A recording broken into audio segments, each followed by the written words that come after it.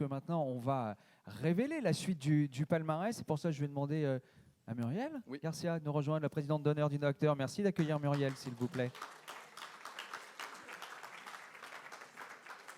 Alors, on va remettre des trophées dans une catégorie que vous appelez, Emmanuel, les nouveaux territoires de l'innovation. Pourquoi parler de ces nouveaux territoires d'innovation? Alors, en fait, ce qu'on a voulu traduire par ça, c'est que historiquement, on a traité, et c'est pour ça qu'on en a fait un distinguo, l'innovation participative intra et intra-étendue. Les nouveaux territoires sont ceux qui viennent résonner par rapport à la signature que je viens de partager et qu'on vous propose. Ça veut dire que, si on peut avoir la prochaine slide, en termes d'innovation, il y a 1000 façons de classifier l'innovation. On peut dire qu'elle est incrémentale, on peut dire qu'elle est radicale, on peut dire donc elle peut être par son intensité, elle peut être par son origine. On pense qu'elle peut aussi être liée à est-ce qu'elle est d'orientation externe, est-ce qu'elle est d'orientation interne. Et donc les nouveaux territoires de l'innovation, et Franck Agéry en parlait ce matin, ça peut être de l'innovation d'un point de vue produits et services, parce que historiquement on ne récompense, on n'a pas beaucoup pour l'instant chez Innoacteur en termes de produits et services dans l'environnement B2C, donc en relation aux consommateurs. Il y a évidemment un terrain de jeu sur l'innovation de pivotement de modèles d'affaires, de pivotement au travers de la soutenabilité ou de la RSE. Donc ce sont des nouveaux terrains de jeu. L'innovation sur finalement le lean, le process, les organisations, la pédagogie. La pédagogie est un véritable terrain de jeu d'innovation. Et puis évidemment aussi l'innovation qui peut s'inclure dans le registre du champ managérial ou de la QVCT. Et je pourrais en citer d'autres. Mais simplement pour dire qu'en fait, à partir du moment où on dit que l'innovation désirable, c'est celle qui fait sens pour vous et qui est logée dans votre désir d'innover, tout est acceptable en termes de terrain de jeu d'innovation. Cette année, on va en récompenser 2 sur les 4. On va venir toucher 2 territoires nouveaux comme étant un premier pas vers cette situation. Et on va donc commencer par ce premier territoire. Oui. Alors, le premier, c'est produits et services. Effectivement. Pourquoi ce territoire? Parce que finalement, cette catégorie produits et services, on a beaucoup parlé ce matin d'enjeux d'innovation servicielle. Et à écouter les messages de ce matin, finalement, ils peuvent assez résonner avec ce qu'on a là.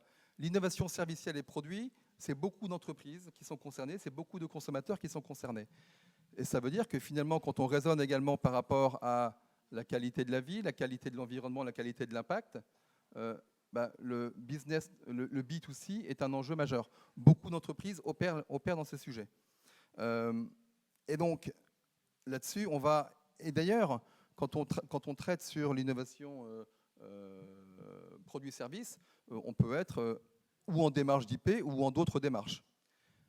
La catégorie innovation produits et services cette année, donc je dois dévoiler qui c'est. Il faut mettre un petit peu de suspense. Cette année, le lauréat sur ce nouveau territoire de l'innovation qui concerne produits et services est remis, Monsieur le Président, à Leroy Merlin. Alors,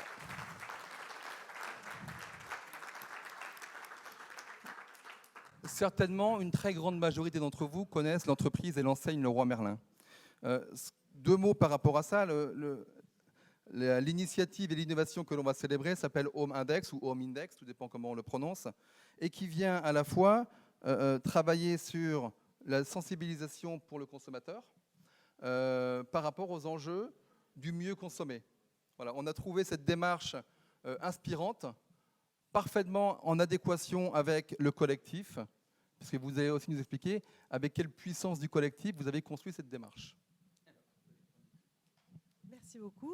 Bon, merci pour le trophée. Bonjour à tous. Du coup, pour revenir sur le sens de la démarche et l'origine, il y a deux grandes origines à ce Home Index, qui est un indicateur de performance sociale et environnementale des produits. On redétaillera après ce que c'est. Le premier, c'est dans notre entreprise Leroy Merlin, on a un concept qui s'appelle Vision, qui est une démarche qui englobe tous les collaborateurs de l'entreprise, et tous les 10 ans, on imagine quelle est l'entreprise qu'on souhaite avoir dans 10 ans. Donc ça a démarré en 2015, où avec 20 000 collaborateurs à l'époque, on a réfléchi à qu'est-ce qu'on voudrait comme entreprise en 2025. Et donc c'est quelque chose qui est assez fort chez nous et culturellement très très important. Et un des gros leviers qui était apparu dès 2015, c'était comment on avance sur le sujet de l'impact environnemental, notamment comment est-ce qu'on donne des clés de lecture à nos clients sur ce sujet-là. Mais il y a une autre origine du coup à Homindex, et je laisse du coup Amélie vous en parler. Et du coup, l'autre origine d'Homindex, c'est au niveau du groupe ADO une volonté de pousser à l'amélioration de l'impact social et environnemental des produits.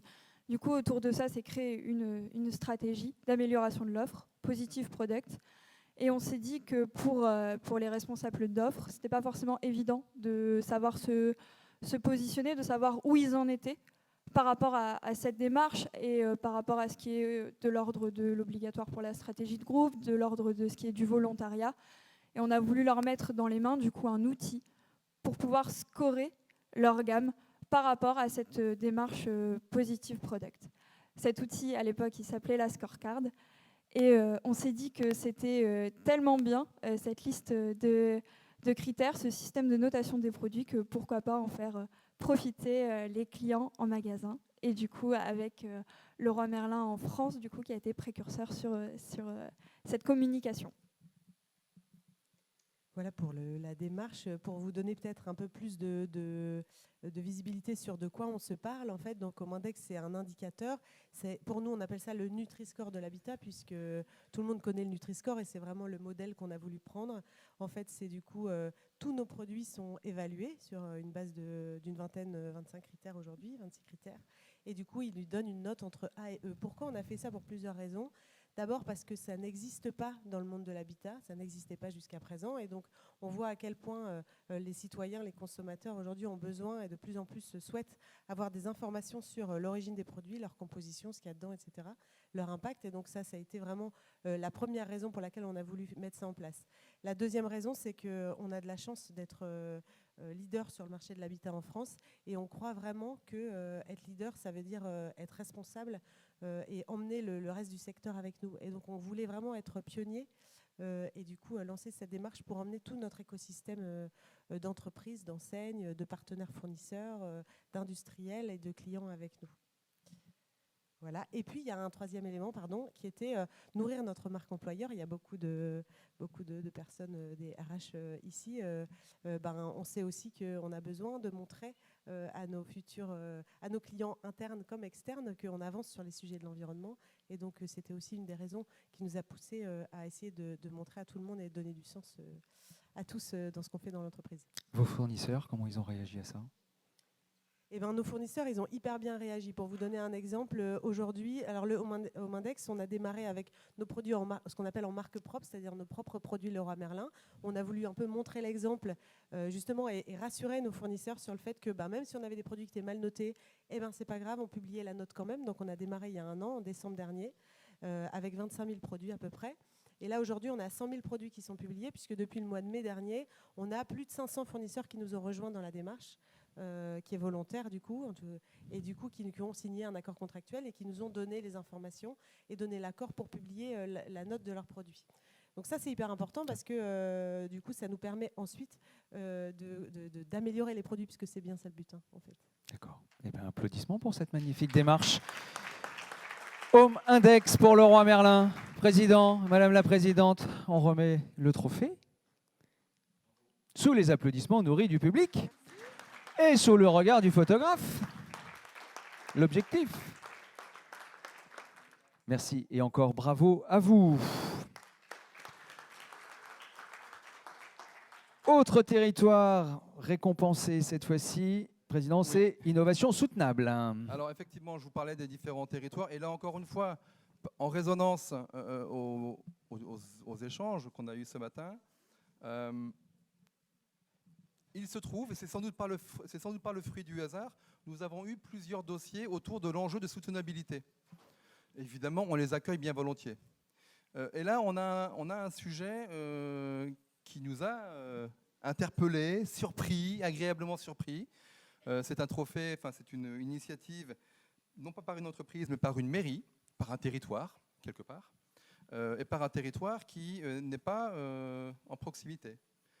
C'est un territoire qui vient traiter, à partir de l'intelligence et à partir de la puissance du collectif, un enjeu du vivant autour de la mangrove. Qu'est-ce que fait la mangrove chez Innovactor?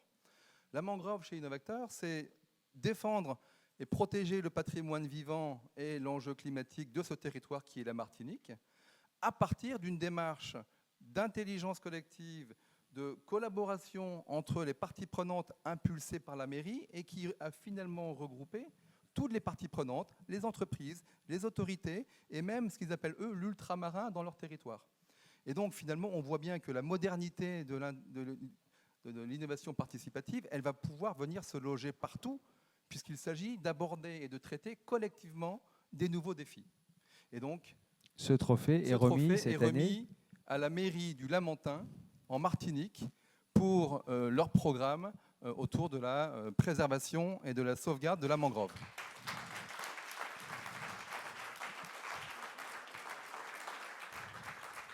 Donc, ce que je vous propose, c'est de mettre vos manteaux, faut faire vos valises, et on file au Lamentin alors, pour aller mettre... Alors, nous n'avons pas eu c'est l'occasion d'y aller. Non, ça ne va pas marcher. Non, en alors, fait... Évidemment, on n'a pas imposé à la mairie du Lamentin de venir présenter, de venir accueillir le sujet, mais nous avons, je crois, une vidéo. Voilà, vidéo. Doris Joseph Marilus. Je suis responsable du service environnement et cadre de vie à la mairie du Lamentin. Je viens vous présenter un projet que nous avons mené qui s'appelle Sauvons la mangrove à 2 pas. C'est un projet qui a duré 1 an top chrono et qui visait à protéger la mangrove, une mangrove en particulier du Lamentin qui est à côté d'une zone industrielle. Déjà, la mangrove, c'est cet écosystème qui existe dans la zone entre la terre et la mer. C'est une forêt inondée, donc c'est une forêt qui a les pieds dans l'eau salée et que l'on trouve entre le tropique du Cancer et le tropique du Capricorne de manière majoritaire sur la planète. Et ce qu'elle a de particulier, cette mangrove, c'est qu'elle permet de capter énormément de CO2, beaucoup plus de CO2 que la plupart des forêts de la planète.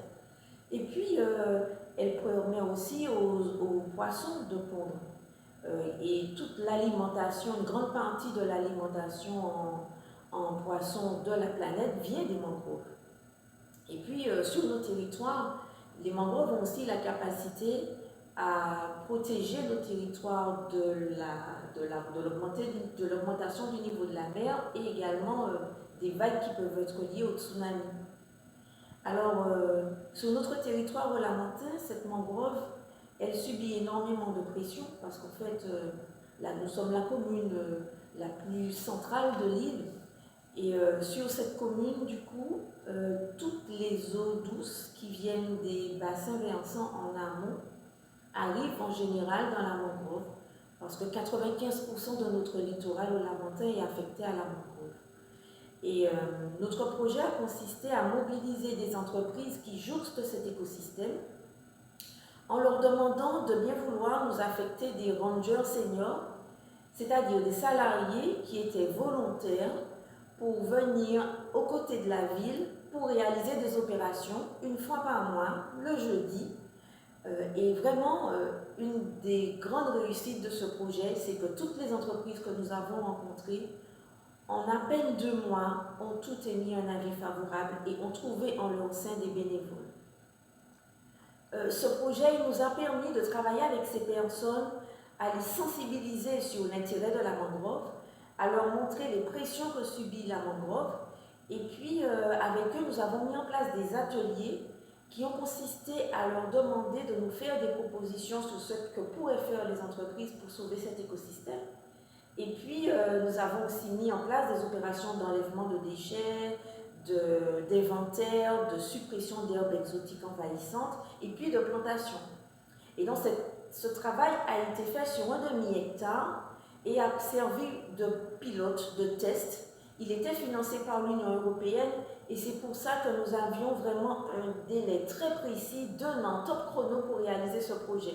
Et en fait, quand on regarde avec le recul, on réfléchit aux freins qu'il y a eu sur ce projet.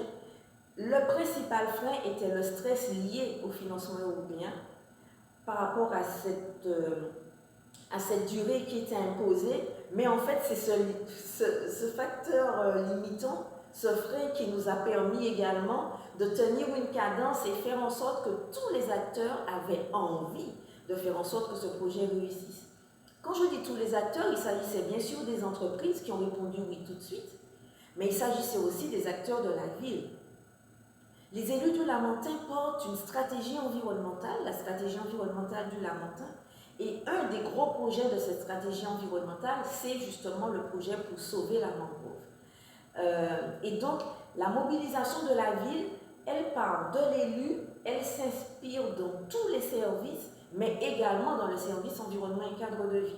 Et donc, parmi les facteurs de réussite, il y avait vraiment que les acteurs internes et tous les agents du service environnement et cadre de vie, nous sommes 32, ont été mobilisés, que ce soit les agents d'entretien des espaces verts ou alors les agents administratifs. Et donc, il y a eu un engouement particulier pour faire en sorte de sauver cette mangrove. Et puis, un autre facteur de réussite a été la mobilisation des acteurs publics, autres que la ville. Je pense notamment au Conservatoire du littoral qui nous a permis d'accéder au foncier dont il assure la propriété, mais également la communauté d'agglomération qui nous est rattachée, qui s'appelle la CACEM, mais le parc naturel marin qui nous a permis d'enlever des épaves de bateaux par exemple, mais également les services de l'Office départemental de l'eau, de l'Office de l'eau de Martinique, également le parc naturel régional de la Martinique. Tous ces acteurs ont été aux côtés de la ville pour mener ce projet, et ce qu'il a montré, c'est que les acteurs publics et privés peuvent se mobiliser ensemble pour faire des actions concrètes pour sauver les milieux. Vous savez, ce projet, il a vraiment été pour nous porteur d'ouverture. Premièrement, parce qu'il nous a permis de changer de posture en tant qu'acteur public, je veux dire. Nous avons pu changer de posture pour être en relation humaine avec les entreprises et non pas en relation administrative. Aujourd'hui, ces acteurs nous connaissent et nous les connaissons et nous sommes en capacité de les accompagner. Parce qu'en fait, on aurait pu avoir cet a priori de se dire les entreprises ne protègent pas, elles ne vont pas vouloir, mais en fait, elles attendaient juste que nous venions leur proposer des actions. Mais surtout, nous sommes arrivés non pas avec un regard de pénalisation, mais un regard d'accompagnement sur les démarches qu'elles faisaient déjà, de diagnostic de ce qu'elles faisaient déjà pour qu'on puisse ensemble produire de nouvelles actions. Et ce projet, il a été un déclencheur de beaucoup de choses, parce que notamment, il a permis d'avoir d'autres financements que le financement européen originel pour pouvoir étendre cette expérimentation sur un demi-hectare, l'étendre aux 15 hectares. Vous imaginez, nous avons 15 hectares de mangroves à restaurer. Et donc, cette expérimentation a fait qu'aujourd'hui, ce projet ira beaucoup plus loin parce qu'il va permettre la restauration de d'autres hectares de mangroves sur le territoire, cette fois-ci avec des personnes en insertion qui vont avoir des chemins de vie et des diplômes qui leur seront donnés grâce à leur mobilisation pour sauver cet écosystème, grâce à leur travail également. Ce qui est intéressant aujourd'hui, c'est qu'aujourd'hui, nous voulons vraiment vous remercier d'avoir choisi, d'avoir sélectionné ce projet. Il nous donnera une possibilité de valorisation, mais il pourra montrer à tout un chacun, partout, que le partenariat public-privé pour sauver des écosystèmes est possible. La mangrove nous a rappelé le besoin d'humilité de l'homme face aux écosystèmes. Cette mangrove, elle était là avant moi, elle était là avant nous tous, vous tous qui me regardez. Et aujourd'hui, nous avons eu cette posture de nous dire qu'elle pouvait nous apprendre quelque chose et qu'elle pouvait être une source d'inspiration pour aller plus loin sur la protection de la biodiversité dans son ensemble. Alors aujourd'hui, nous sommes très fiers de recevoir ce prix. Monsieur le maire se joint à moi, vraiment c'est comme s'il était debout à mes côtés pour vous remercier et vous dire que surtout ce projet a montré qu'on peut réussir ensemble. Ensemble, on va beaucoup plus loin, on va beaucoup plus vite. Et ça, c'est Aimé Césaire qui nous l'avait montré déjà. Merci encore. Nouvelle traduction de la puissance du collectif. Alors, Madame la Présidente d'honneur, troisième trophée, c'est un trophée innovation coup de cœur. On aime bien les coups de cœur chez Innovacteur. Et voilà, et c'est un véritable coup de cœur puisqu'il a fait l'unanimité du jury. Et il a fait l'unanimité du jury notamment parce que On a pensé qu'il traduisait de manière proactive tout ce que vous a révélé Emmanuel sur les nouvelles raisons d'être d'Innovacteur. On y retrouve tous les éléments, l'innovation plurielle, les principes de l'effectuation, la puissance du collectif. Et celle-ci est à souligner puisque cette puissance du collectif, elle s'exerce dans le secteur de la santé. C'est aussi un fort enjeu sociétal. Et par ailleurs, par une toute petite équipe de 2,5 ETP, effectifs temps plein, et le reste, ce sont que des volontaires, et des volontaires avec des expertises et des compétences extrêmement différentes. Voilà. Et un taux de transformation des idées déposées de 99%. Donc, je vais vous donner le nom du projet, le nom du lauréat aussi. Le lauréat du trophée Innovation Coup de cœur 2023 est remis aux Hospices Civils de Lyon pour leur plateforme Collable 3D. Bravo à eux. Alors, présentez-vous, dites-nous qui vous êtes et puis présentez-nous ce projet. Je vous remercie. Effectivement, l'équipe de Lyon n'a pas pu faire le déplacement et j'ai été mandatée par l'équipe pour représenter ce fabuleux projet qui est Collab 3D. Donc, c'est une immense responsabilité puisque de porter ce projet devant vous, là, seul sur scène, contrairement au précédent. Et une autre responsabilité également, c'est parce que je représente toute une équipe. Vous venez de l'évoquer. Effectivement, il y a des temps pleins dans l'équipe, mais il y a beaucoup de bénévoles aussi qui participent à l'aventure. Et une responsabilité d'autant plus grande à titre personnel parce que j'ai rejoint le projet depuis peu. Et donc, je vais essayer de vous en parler de façon avec beaucoup de contexte, mais j'espère vivement que l'équipe va pouvoir se connecter en visio. C'est ce qui est prévu, alors je ne sais pas. D'accord. Mais on ne s'est pas connecté tout de suite, je ne pense pas. Alors... Room name. Et on donc, vous pour meubler entend en et attendant... on ne vous voit pas. Ah. Mais on est bien connectés. Nous aussi. Et donc là, c'est bien Peggy Leplat que vous entendez. Bonjour à tous.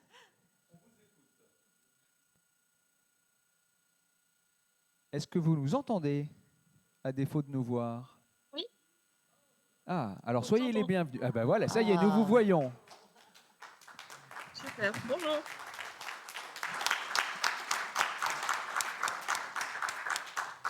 Bonjour et bienvenue. Donc nous sommes nombreux à vous écouter aujourd'hui pour nous parler donc de cette plateforme Collab 3D. Racontez-nous, Peggy Leplat, en quoi ça consiste? Ouais, tout d'abord, désolé de ne pas avoir pu tous venir sur place. On a quelques contraintes d'activité là actuellement cette fin d'année qui n'étaient pas très compatibles avec un déplacement en groupe. Donc, merci d'avoir accepté cette présentation hybride. Juste autour de la table, donc vous avez la chance de pouvoir voir Stéphanie en présentiel. Et puis, donc il y a une partie de l'équipe qui est présente, donc avec Mélia, Lio, Sylvain, Nolwenn, Hervé et puis Jean-Christophe. Alors, le projet qu'on vous avait présenté, c'est du coup notre plateforme qui s'appelle Collab 3D. Donc, cette plateforme, c'est une plateforme de fabrication d'impression 3D qui a été créée pendant la première vague Covid. Donc, cette première vague où on avait tout un tas de problèmes d'approvisionnement puisque toutes les entreprises étaient fermées. Et on avait réussi à, en s'appuyant sur des ressources comme des entreprises locales, des grosses entreprises ou des grandes écoles, essayer de pallier à nos premiers besoins en fabriquant des choses par l'impression 3D. Et donc, à l'issue de cette première vague, du coup, l'INSA, qui faisait partie du réseau qu'on avait mis en place, nous a proposé de nous mettre à disposition une vingtaine d'imprimantes 3D pour qu'on puisse explorer l'intérêt d'avoir un tel moyen de fabrication à l'hôpital. Alors bien sûr, nous, l'impression 3D à l'hôpital, on avait quelques partenariats, mais personne ne savait vraiment s'en servir. On avait vu pendant les 2 mois qu'il y avait un réel besoin qui pouvait être satisfait par cette technologie. Donc notre direction générale, qui venait juste d'essuyer un premier confinement et un contexte plus, a été vraiment convaincue en nous disant bon, écoutez, allez-y, vous avez 1 an, faites-en une preuve de concept. Par contre, on n'a pas de personnel à vous transmettre, on n'a pas de budget à vous confier.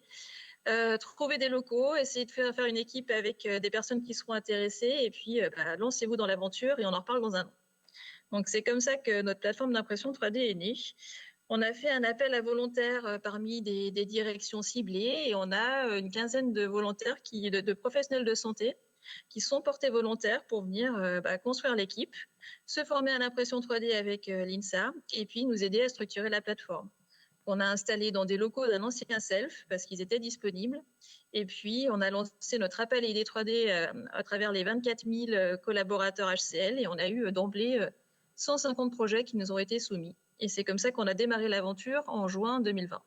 D'accord. Et pour quel type de produit utilisez-vous cette imprimante 3D ?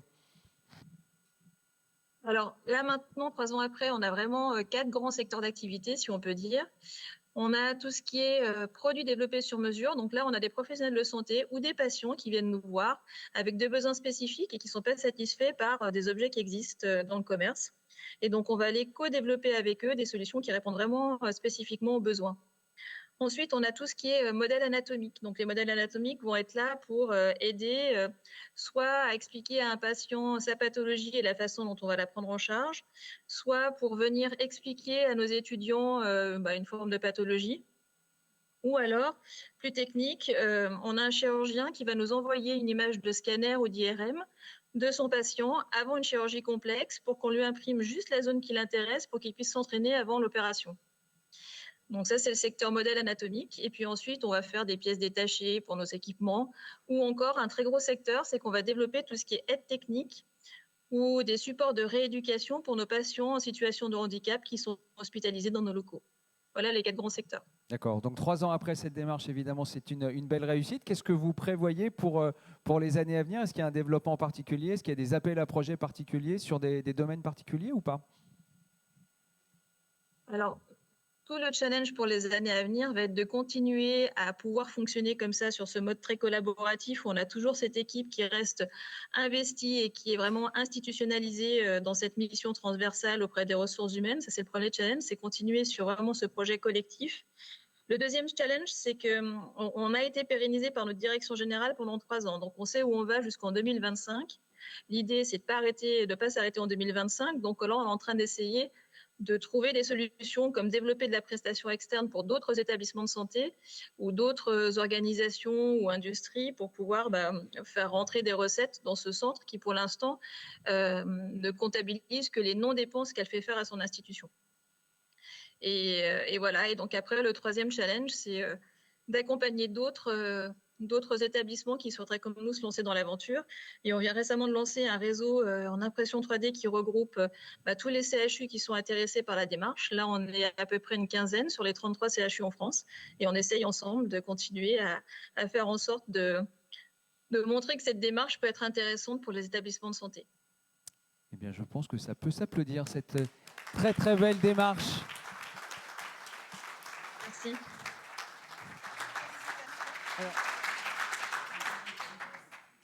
Merci à vous du côté de Lyon. Merci d'avoir été avec nous en liaison directe. On innove chez Innovacteur, toujours bien évidemment. Merci à Muriel d'avoir été avec nous pour remettre ce trophée. Alors, président, voilà, applaudissements encore. Emmanuel, on arrive au terme de ce carrefour. On ne va pas se projeter tout de suite dans 10 ans, mais peut-être pour les mois, les semaines, les mois à venir. Il y a une question qui est arrivée sur Slido tout à l'heure. Comment participer à la préparation du programme du second semestre ? J'ai vu qu'il y avait une réponse qui était passée. C'est ça, en début d'année, vous allez joindre plutôt les adhérents et leur proposer de monter un groupe. Très bien. Ça tombe très bien cette question parce qu'elle m'amène à vous parler d'un sujet où effectivement on a évoqué le fait que l'association vit par et pour ses adhérents. Et donc, on va vous nourrir de manière plus intensive sur les sujets qui correspondent à vos attentes.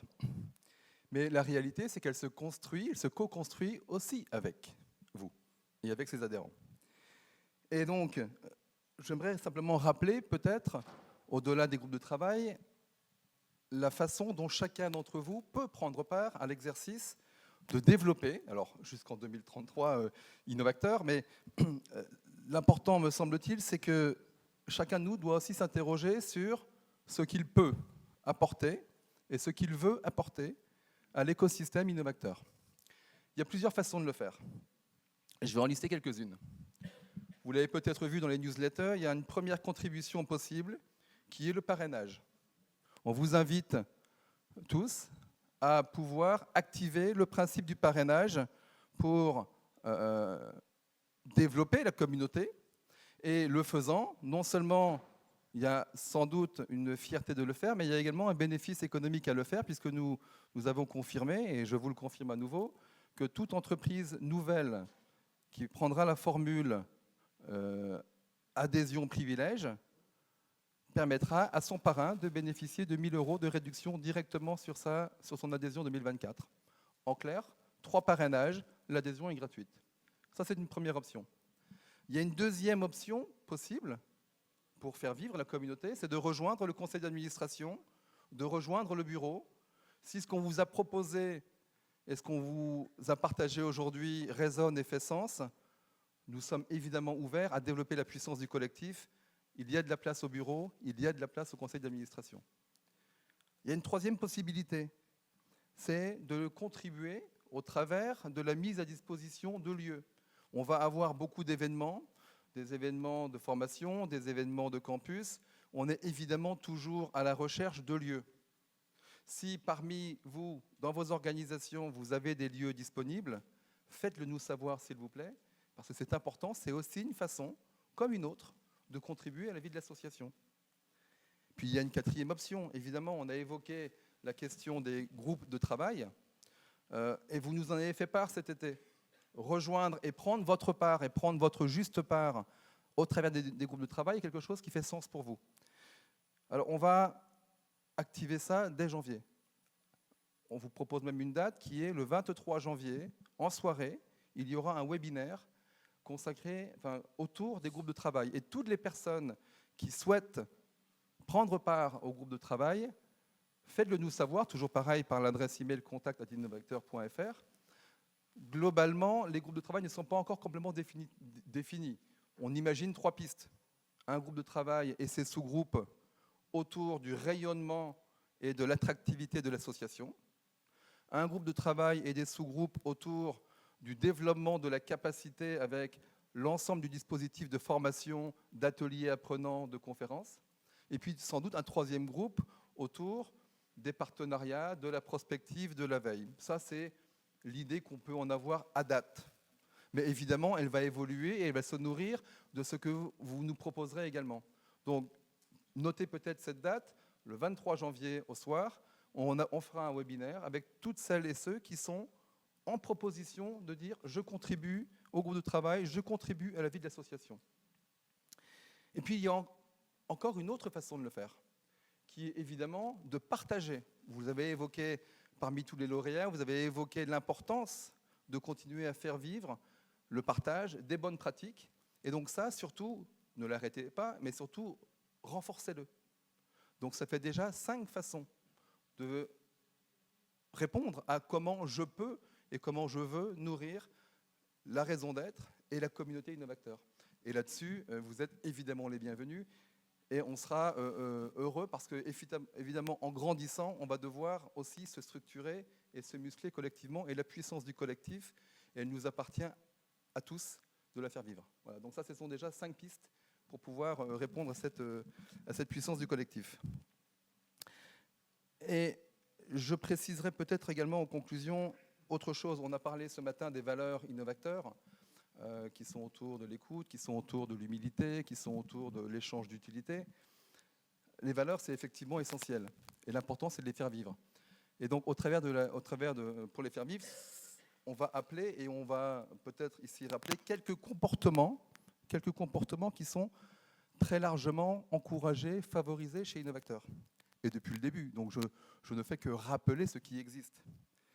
Partager, collaborer, oser proposer des choses et communiquons entre nous et communiquer. Et donc ça, ce sont des comportements sur lesquels on vous invite encore plus que jamais à vous en emparer et à les faire vivre. Et quand on parle de communiquer, tout à l'heure, il y avait un hashtag qui est, là c'est une proposition bien évidemment, ce n'est qu'une proposition et vous disposez évidemment par rapport à ça.